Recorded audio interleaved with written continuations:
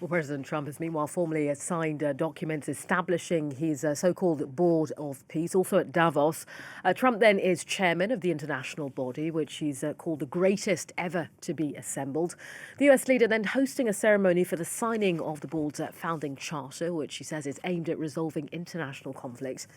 Membership, though, has already proved controversial. Leaders like Israel's Prime Minister Benjamin Netanyahu, Hungary's Viktor Orban, and Russia's President Vladimir Putin have each received an invitation to join. Let's unpack what this Board of Peace is. I can welcome James Andre to the studio with us. James, walk us through, if you will, what is the Board of Peace and what exactly is it intended for?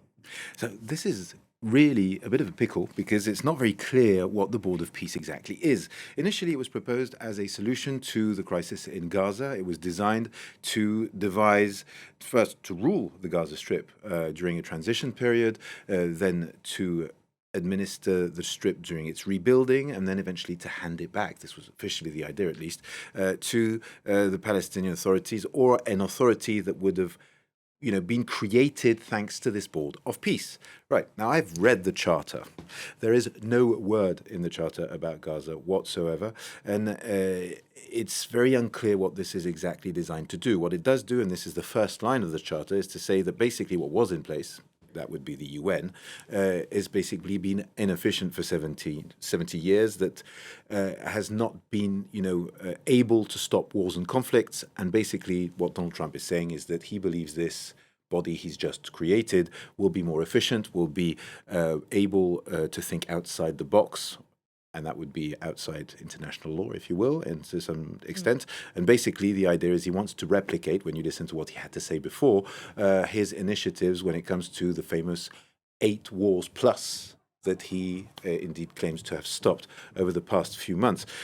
So that is pretty much what it is. It's very unclear. It's very unclear to understand in what circles it will actually function. And what is very clear, though, is that Donald Trump has made himself the chairman of this organization and has given himself vast powers, including be able to revoke countries that he would not want to see in it, choose his own successor, even if he is impeached or loses the job as a chairman, etc., etc., etc., basically making sure that he is in control of this body whose aims and objectives are rather muzzy, to say not very clear. So no mistake at all, Donald Trump clearly at the helm of this Board of Peace. When it comes to permanent membership, we know that the price of that is an eye-watering $1 billion, if you will. Who has so far shelled out those funds? Now, the way it works is, yes, permanent membership is $1 billion to be paid in cash during the first year. In cash? They do have time. Okay, so these are not pledges. You have to actually come with your $1 billion and pay for it, and that would give you permanent membership. If not, you can be a member, but it's for 3 years, and that is renewable once again at the will of the chairman. So he gets to decide in 3 years who stays and who goes. For now, he has extended invitations to a host of leaders. I mean, these include, for example, Emmanuel Macron has made it quite clear that he was not going to be part of this Board of Peace. I mean, basically all the European leaders, and as you've seen in these pictures, none of them have actually chosen to be present at this inauguration and signing of the charter, have made it quite clear that they're either thinking about it or basically against it, saying that they do not want to undermine the UN. And actually, Donald Trump himself said that he would be working with the UN, with his organization, obviously under some kind of pressure, but he did say that in his introductory speech. Then we have the countries. If you look at the people who are actually there, and there were 19 of them, I believe, there are a lot of Middle Eastern countries who are interested in Gaza. So, for example, Saudi Arabia, Qatar, the United Arab Emirates, Jordan were actually present at this signing ceremony. And then you have countries that are, I'd say, ideologically aligned with Donald Trump. So those would include, for example, Javier Milei of Argentina was actually present in person to sign this charter. But you could also talk about Azerbaijan or Armenia, who were present. So those are these countries that have been pacified by Donald Trump, so-called.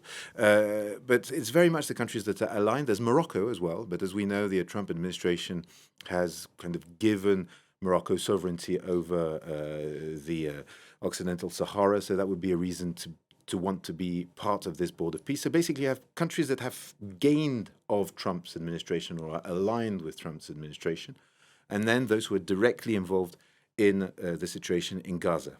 But that's it. So the big question mark is this a success? Now, what we've heard from other sources, for example, the Kremlin has made what seems to be a bit of a joke with basically Vladimir Putin saying, look, we'll study the potential membership, and as for the $1 billion, where you can just take it from the frozen assets.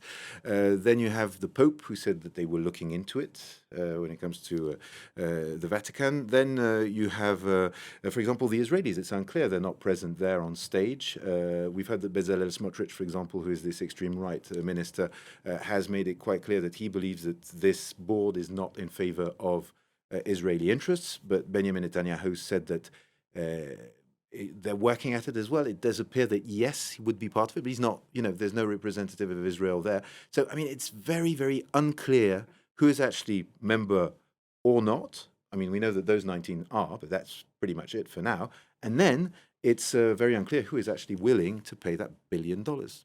As you say, James, a great deal to be ironed out when it comes to the Board of Peace, though. For now, James, our senior reporter, thanks very much indeed.